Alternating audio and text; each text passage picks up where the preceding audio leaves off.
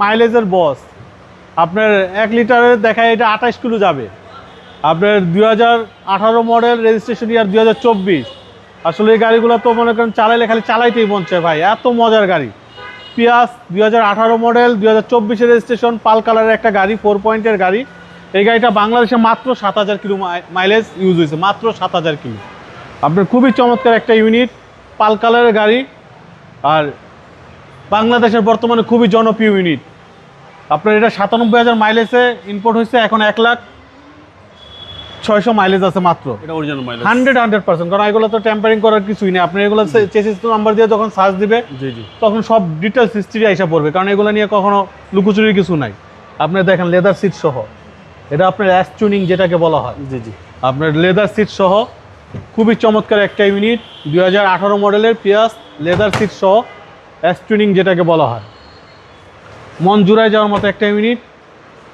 পিয়াস 2018 model, registration 2024-এ। খুবই অসাধারণ একটা গাড়ি বাবু ভাই। আর তেলের বর্তমানে যেই তেলের ক্রাইসিস, এই গাড়িগুলো পারচেস করলে খুবই ভালো হবে, কারণ সারাদিন ঘুরলেও আপনার দেখা যাবে 2-3 লিটার তেল পুড়তে পারবে না। হ্যাঁ, একটা গাড়ি তো আর 50 কিলোর উপরে চলে না। জি জি, 50 কিলো চালাইলে আপনার 2-2.5 লিটার তেল লাগবে। সারাদিন চালাইলে দেখা যাবে আপনার 200-250 টাকার তেল দিয়ে আপনার কাভার হয়ে যাবে 50 কিলো চালাইলে গাড়িটা। 2018 মডেলের গাড়ি, আর রেজিস্ট্রেশন হচ্ছে 2024-এ।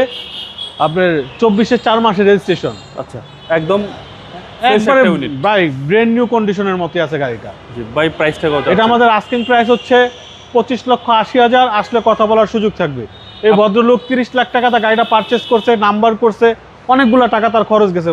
সেই 30 লাখ টাকা দিয়ে কিন্তু সেই মানি সিটটা পর্যন্ত আমাদের কাছে আছে। 2018 মডেল, রেজিস্ট্রেশন 2024-এ।